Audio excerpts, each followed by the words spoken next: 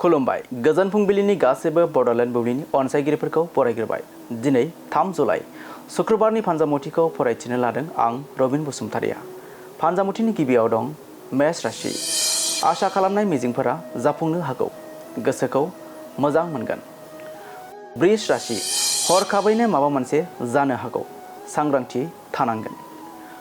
मिथुन राशि। नोंथाङा खैफोद गोनां थासारिजों भुगिनांनो हागौ। जेब्लायबो थाल लानांगोन। कर्कट राशि।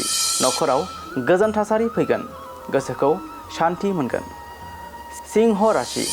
बेराम आजारजों भुगिनानै दंब्ला सावस्रिया मोजाङाव फैगोन। कन्या राशि। माबा जाहोननि थाखाय आंगोजों गावस्रालायनो हागौ। दुखुनि सान। तुला राशि। नखराव गोजोन थासारि सोमजिगोन। खुसिनि सान। वृश्चिक राशि। जिउआरि राहायाव मदद मोनगोन। बिबाना बांगोन।